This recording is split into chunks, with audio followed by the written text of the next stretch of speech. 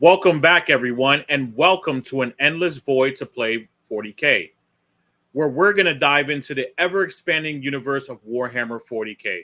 I'm Lewis, your host, aka General Slaughter, aka Capo de Capi, and I'll be your guide today through the labyrinth of rules, updates, and FAQs that make our beloved game both a challenge and a joy.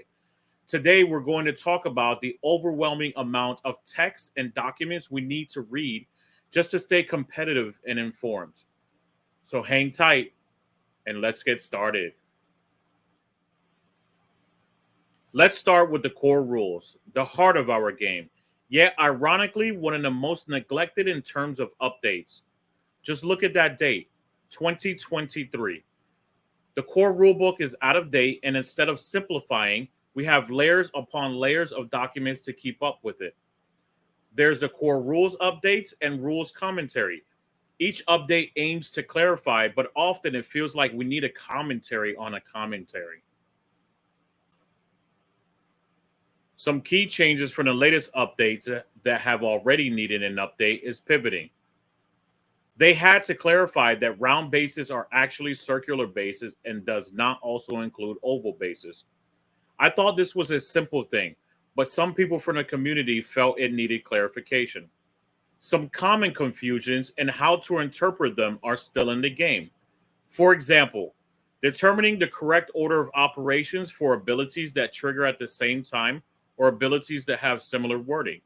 I was just asked the other day if they have an ability for their Eldari army, an ability called Defenders of Fate, do they gain the Fate dice turn one? Control is the end of the phase. Defenders is the end of the command phase. Why is there ambiguity? Even smart 40K players have to question a rule. By the way, the answer is no. The command phase is prior to control, so you cannot gain it turn one. Next, we have the MFM. These documents are essential for understanding points costs and balancing our armies. I appreciate GW for all they do to clarify things in their efforts, but make it simpler and compile some documents. Keeping track of these can be like chasing shadows. Overall, it's a net positive, but every update means rethinking strategies, recalculating points, and sometimes reconfiguring entire armies. For example, my orcs. To summarize the most recent changes in the MFM, it can be a little daunting to go through all of these pages in the field manual. Here's a suggestion. Put the relevant points in the respective army FAQs. Just a thought, and I know you 40K enthusiasts might not like that. But putting everything relevant to one army in one document, that way all you have to do is carry one sheet for that army, could help. Just my 2 cents. Here's another one. The purpose of the balanced data slate is to balance the game. I love the game, but again, put it in the respective army FAQ document. If these things are specific to each army or some armies, put it in there. A tip to you all listening in the community. How to adapt these changes quickly and efficiently is to create a document of your own and consolidate it together for your ease of access instead of having to check multiple documents just to catch up. Sometimes you have to look out for yourself. Now let's talk about the Pariah Nexus Tournament Companion.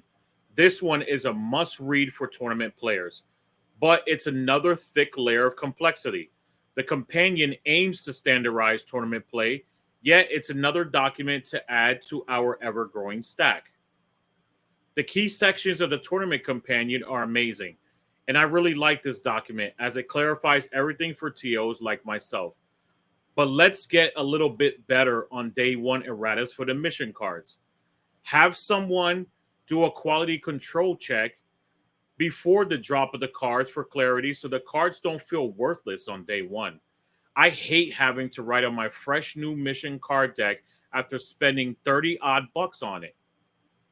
Again, the impacts of the companion for tournament preparations and gameplay are great, but check the documentation for errors before you send them off.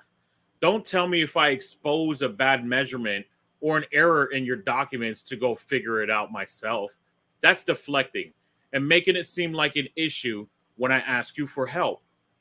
Finally, we have the FAQs, 29 of them to be exact, some of which are specific to indices. Keeping up with these feels like trying to hold water in your hands. The FAQs are crucial for clarifying rules, but they also open up a floodgate of variant interpretations. It can be daunting, but remember, we're in this together. Like I said earlier, put everything Army specific in the FAQ. It's okay, in my opinion at least, to have a few pages of the balanced data slate information and the MFM points changes in their respective Army FAQs or erratas. It consolidates the amount of documentation and makes it clear to what has changed instead of having to read every document to ensure you caught every change. One thing I want to suggest to GW is common rule interpretations and their impact on gameplay. If a rule is similar to another rule or ambiguous in another army with similar wording, reference the rules page for clarity. For example, if there is a sequencing issue with a rule like, I don't know, Doombolt, for example, where it specifies it's at the start of the phase and it was intended to be before most feel no pains happen, simply put it in the text of the FAQ if that was intended to be like that. Add a reference page number to understand the intricacies better. Teach us to be better. Maybe they just like the endless void talk of rules online. I don't know. Another one is if an ability is supposed to allow you to drop turn one, state it. For example, they can put this ability may be used turn one. Why do we have to decipher it and guess your intent? I know this sounds like a bashing session on GW, but quite the contrary. I want to give my comments on how to improve. I'm not quitting this game anytime soon, and I think GW has done an excellent job with updates. But I think the location where these updates go can be refined, and they can add reference page numbers for clarity.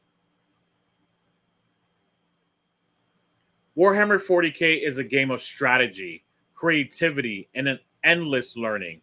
It can indeed feel like an endless void consuming time and energy, but it's also a journey of discovery, growth, and camaraderie. Stay motivated, stay curious, and let's continue to learn together. Yes, it's a hassle, and yes, it can consume our lives, but remember, we're not in this alone. We're a community, and by supporting each other, we can find time to practice, play, and thrive. So let's keep pushing forward and painting these models, learning those rules, and enjoying every moment of the game. Because in the end, it's the joy of playing that makes all worthwhile. Don't forget to like, share, and subscribe, and share your thoughts in the comments below. Together, we can navigate this vast universe and enjoy the game we love. Thank you for joining me on an endless void to play 40K.